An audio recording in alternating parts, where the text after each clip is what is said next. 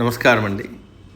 ఈనాటి కమ్మని కథ పేరు అలసత్వం అంతం.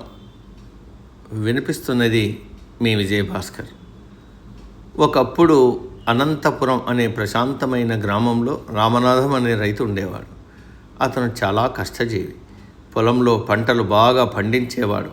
కానీ అతనిలో ఒక పెద్ద లోపం ఉంది. అదే సమయానికి పనులు చేయకపోవడం మరియు తర్వాత చూద్దాంలే అనే నిర్లక్ష్యం.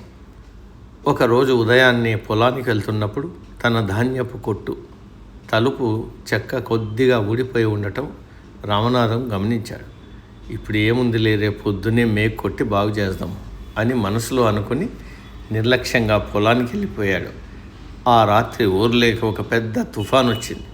ఈదురుగాలులతో పాటు భారీ వర్షం కురిసింది. మరుసటి రోజు ఉదయం రామనాథం లేచి చూసేసరికి అతనికి పెద్ద షాక్ తగిలింది. రాత్రి వచ్చిన గాలులకు ఆ ఊడిపోయిన తలుపు ఊడి కింద పడిపోయింది.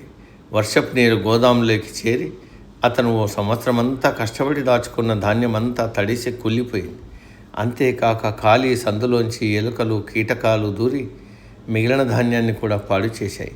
క్షణకాలం పాటు తాను ప్రదర్శించిన నిర్లక్ష్యం వల్ల సంవత్సరం కష్టం బూడిదలో పోసిన పన్నీరైంది. అప్పుడే ఆ మేకొట్టి ఉంటే ఈరోజు నాకు ఈ నష్టం జరిగేది కాదు కదా అని రామనాథం కన్నీరు మున్నీరయ్యాడు. ఈ కథ వల్ల మనం ఏం తెలుసుకుంటున్నాం? చిన్న నిర్లక్ష్యం పెద్ద ప్రమాదానికి దారితీస్తుంది. తర్వాత చూద్దాంలే అనుకునే అలవాటు మన జీవితంలో, ఉద్యోగంలో లేదా చదువులో కోలుకోలేని దెబ్బతీస్తుంది. కాలం వృధా చేయకూడదు. ఈరోజు చేయాల్సిన పనిని ఈరోజే పూర్తి చేయాలి.